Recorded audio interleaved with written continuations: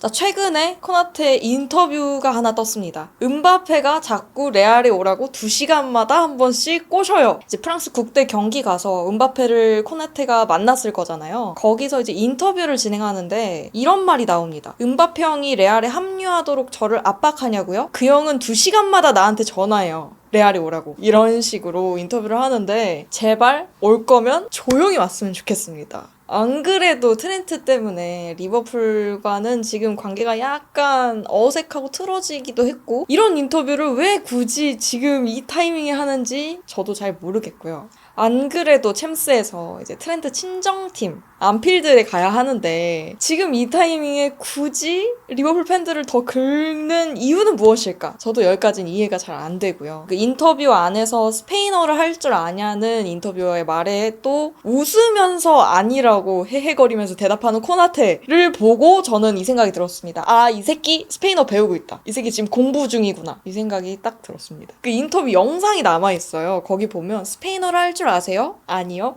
스페인어 할 줄 모르세요? 아니요. 히히 이러거든요. 왜 웃는지 도저히 모르겠고 이 친구가 FA로 풀려서 레알에 온다면 트렌트랑 둘이 같이 안필드 갔을 때 돌맞지 않을까 이 생각도 해봅니다. 리버풀 입장에서는 되게 짜증날 것 같아요. 안 그래도 코나테가 FA로 나온다는 것 자체도 되게 짜증이 났을 텐데 이게 글라스너의 협박이죠. 게이를 결국에는 리버풀에서 사오질 못했어요. 이게 게이의 리버풀 이적이 코나테의 거치와도 당연히 자연스럽게 연결이 되는 건데 코나테가 26년 6월 30일에 계약이 종료가 됩니다. 이때 이후로는 FA 신분인데요. 리버풀의 보드지는 레알 마드리드와 이미 코나테가 합의가 이루어졌을 가능성까지 보고 있고 리버풀 측은 당연히 이적료 없이 코나테가 구단을 FA로 떠나는 것을 막기 위해 재계약을 추진 중인데 사실 24년 11월에 구두로 재계약 합의를 했고 마무리 단계였지만 결국에 겨울에 다시 무산돼 버리면서 이 논의는 진전이 되고 있지 않습니다. 어쨌든 이번 여름 이적 시장에 게이를 사오지 못했기 때문에 게이는 26년에 FA 신분으로 크리스탈 팰리스에서 풀려나게 될 텐데 그러니까 리버풀도 게이의 FA 이적을 노리고 있는 상황이고 우리도 내년에 코나테 FA 이적을 노리고 있는 상황인 건데 리버풀은 조금 더 불안할 수밖에 없을 것 같긴 해요. 그리고 사실 게이는 FA로 풀리게 된다면 레알뿐만 아니라 바이언, 다른 B클럽에서도 노릴 게 분명하기 때문에 리버풀 입장에서는 이번 여름 이적 시장에 게이를 확보하지 못한 거 그리고 코나테가 지금 재계약 합의가 되고 있지 않다는 거 그 점 둘 다 굉장히 불편할 거고 그러니까 둘 다 사온다면? 리버풀 팬들이 우리를 너무 싫어하겠죠? 저희가 또 유명하지 않습니까? FA로 선수들 빼오는 거 유명하잖아요. 왜냐하면 페레즈 회장님께서 FA로 선수를 데려오는 것에 굉장히 그 정책에 무게를 두고 계시기 때문에 계속해서 그런 식으로 구단을 운영하시는 건데 FA로 풀리는 좋은 수비수를 굳이 노리지 않을 이유가 절대 없는 거죠. 우리도 함께 주시 중이다. 그럼 양 구단은 어떤 스탠스인가? 이걸 살펴볼 필요가 있는데 리버풀은 재계약을 당연히 반기고 있습니다. 아직 게이가 이적이 완료되지 않았기 때문에 그리고 코나테도 좋은 자원이기 때문에 당연히 리버풀은 확보할 필요가 있어요. 그래서 당연히 재계약을 반기지만 코나테의 요구액을 전부 들어줄 상황은 아니라고 합니다. 너무 리버풀이 책임지기에는 조금 비싸지 않았을까. 그리고 레알은 FA 신분 외에는 코나테 영입 시도를 하지 않겠다고 아직까지는 알려져 있고요. 왜냐면 우리도 역시 아까 말했듯이 FA를 너무 좋아하기 때문에 FA가 아닌 코나테? 굳이 돈 주고 코나테를 사와야 되나? 이 생각이 레알 입장에서는 당연히 들 수밖에 없는 게 지금 코나테도 내년 여름에 FA로 풀리고요. 아까 말했듯이 게이도 FA로 여름에 풀리고 그리고 우파메카노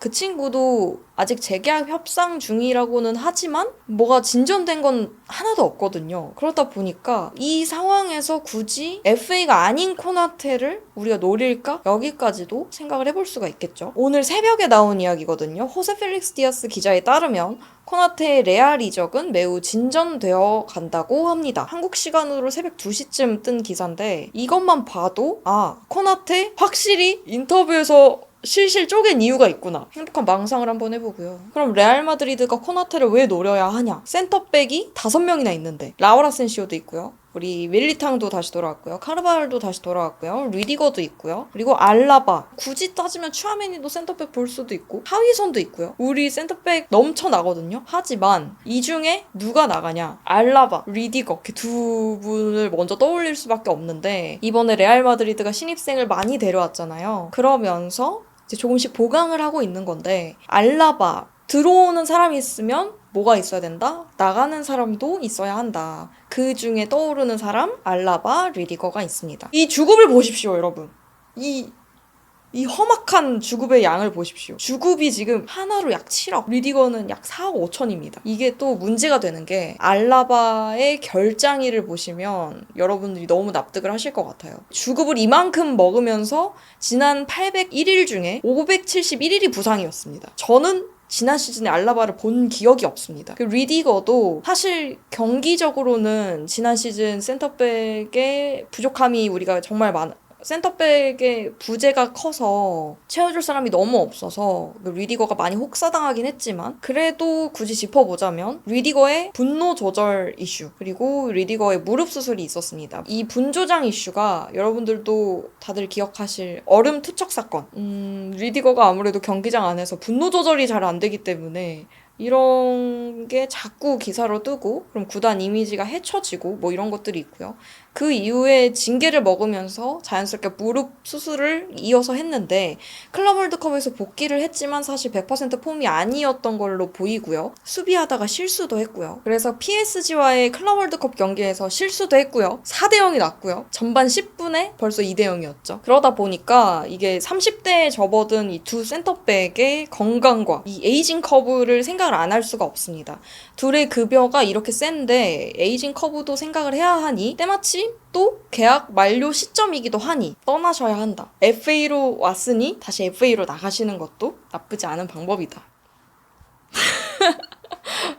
리디거는 사실 정말 우리 클럽에 해준 게 너무너무 많기 때문에 리디거 하면 진짜 헤딩도 많이 생각이 나고요. 격렬하게 수비하는 그 모습들이 정말 생각나는데 알라바는 소문에 듣기로는 알라바도 뭐 의자도 들고 뭐 했다는데 난 모르겠고 이제 가셨으면 좋겠습니다. 사실 리디거는 저번 시즌까지만 하더라도 30살 이상이지만 레알이 특별하게 뭐 2년 계약을 한다던가. 왜냐면 레알은 30대 이상은 1년 계약으로 재계약을 하고 있기 때문에 2년 계약은 되게 특이 케이스인 부분이거든요. 근데 리디거에게 그 특혜를 줘보려고 했는데 사실 무릎 수술 이후에 완전한 폼을 찾았는지가 아직은 의문이라서 아직까지 재계약 이야기가 더 이상 나오고 있지는 않습니다. 리디거는 정말 고마운데 다시 한번 알라바는 살 길을 찾아 떠나셨으면 좋겠습니다. 자, 이제부터 MG식 코나테 가치 분석을 하도록 하겠습니다. 세대 교체, 가성비, 알론소의 시팅으로 나눠져 있습니다. 코나테가 온다면 세대 교체 부분에서는 리디거와 알라바의 나이 이슈를